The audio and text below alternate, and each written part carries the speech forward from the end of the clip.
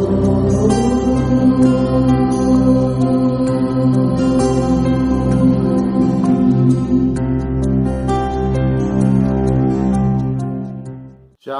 जीव नौ आंखें, आठ पैर दो पूंछ।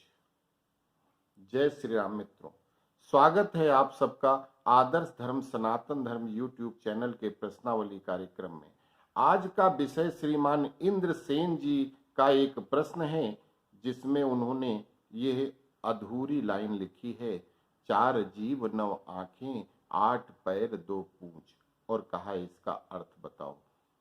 उन्होंने दोहे की पहली लाइन लिखकर उसका मतलब पूछा है। शायद उनको आगे की लाइन या तो पता नहीं होगी या जानबूझकर अधूरा प्रश्न किया है, अतः मैंने दोहे को पूरा करके उसका उत्तर देने की कोशिश किया है। तो इंद्रसेन जी, आपका दोहा कुछ इस तरह से होगा कि चार जीव नौ आंखें, आठ पैर दस हाथ, छटा निराली सामने दो पूंछों के साथ। धारण अर्थ, चार जीवात्माएं हैं जिनके नौ आंखें हैं, आठ पैर हैं, दो पूंछ हैं और 10 हाथ हैं, जिनकी अद्भुत छवि देखकर देखने वाला बस देखता ही रह गया, अपनी आंखें बंद न कर सका, अर्थात पलक झपकाना भी भूल गया।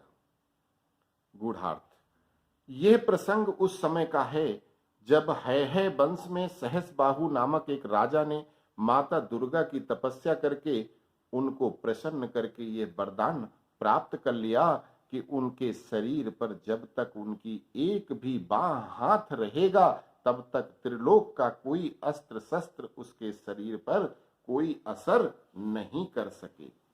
इस वरदान में नारायण और शिव जी सहित सभी देवताओं के शस्त्र भी शामिल थे।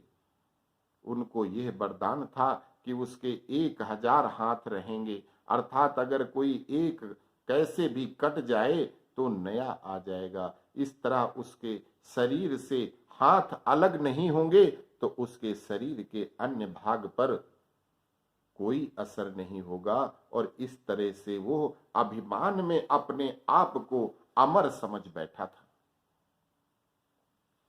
आज उसने राजा प्रजा साधु संत ऋषि सबको प्रताड़ित करने लगा था।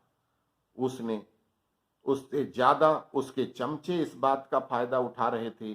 प्रजा त्राही त्राही कर रही थी, इसलिए ब्रह्मा जी शिव जी सहित सभी देवताओं ने भगवान विष्णु की प्रार्थना किया।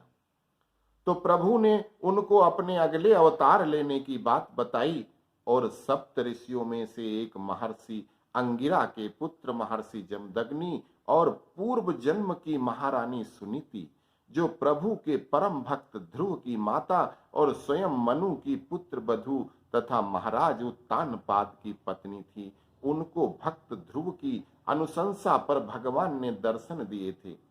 तो उन्होंने भगवान को अपने पुत्र का मित्र समझकर पुत्रवत प्यार किया था, और उनके दिल में ये भावना थी कि यह बालक भी मेरा पुत्र होता तो कितना अच्छा रहता, और यही अंतिम स्मृति लेकर उनके प्राण निकल गए थे। अतः उनकी अंतिम स्मृति को पूरा करने के लिए मुझे मनुष्य का जन्म लेना ही है। वो रेणुका नाम से महर्षि जमदग्नि की पत्नी है, जैसा कि पहले भी हमने कई बार बतलाया है। इसके लिए आप मेरा एक अन्य वीडियो क्या परलोक होता है देखिए, कि मनुष्य जब मृत्यु को प्राप्त हो रहा होता है उस समय उसके दिमाग में जो स्मृति होती है वो उसको हर हालत में अगले जन्म में प्राप्त होती है, और इसके लिए परमात्मा भी अपने नियम कभी नहीं बदलते। प्रभु बोले, जमदग्नि और रेणुका के पुत्र के रूप में मैं अवतार लेकर उन दुष्टों का संहार करूंगा।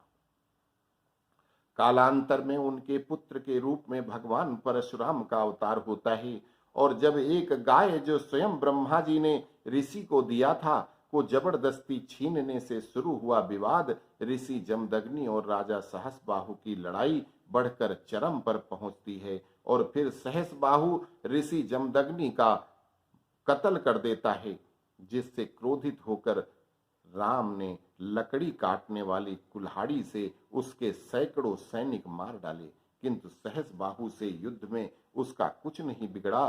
तो परशुराम जी ने तपस्या करना शुरू किया। बहुत साल तपस्या किया। जब भोलेनाथ आए, उनका गुरु होना स्वीकार किया और फिर वो कैलाश पर रहकर ही अस्त्र शस्त्र सीखते हैं, उनसे पाशुपत अस्त्र लेते हैं। फिर उनकी अनुशंसा पर भगवान विष्णु ने अपने चक्र और सारंग धनुष भी दे दिए। फिर भयंकर युद्ध हुआ, किंतु सहस बाहु पर कोई असर नहीं हुआ। महर्षि विश्वामित्र ने परशुराम जी को शिव शक्ति की को एक साथ प्रसन्न करने की सलाह दिया और भगवान परशुराम वर्षों तक एक पैर पर खड़े होकर भगवान शिव और माता शक्ति दुर्गा की एक साथ तपस्या करते हैं और उनकी तपस्या से प्रसन्न होकर शिव शक्ति एक साथ प्रकट होते हैं।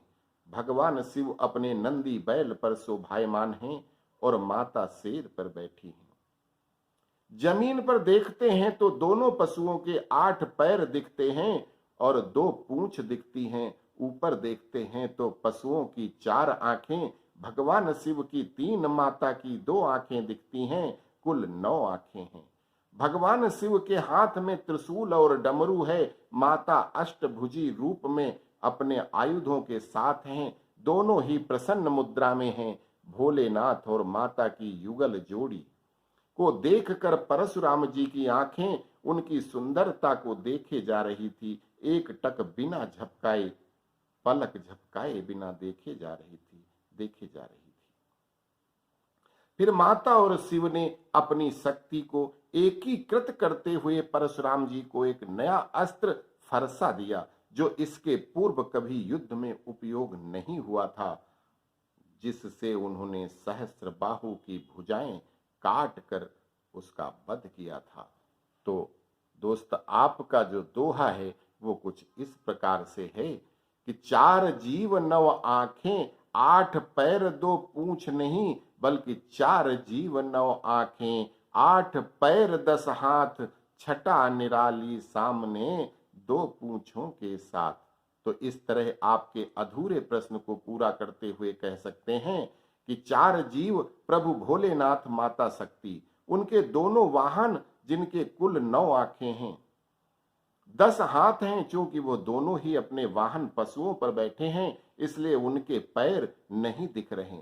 सिर्फ पशुओं के 8 पैर 2 पूंछ दिख रही हैं। ये अद्भुत छवि भगवान परशुराम ने देखी थी। आपका सही दोहा ऐसा है कि 4 जीव 9 आंखें, 8 पैर 10 हाथ, छटा निराली सामने 2 पूंछों के साथ।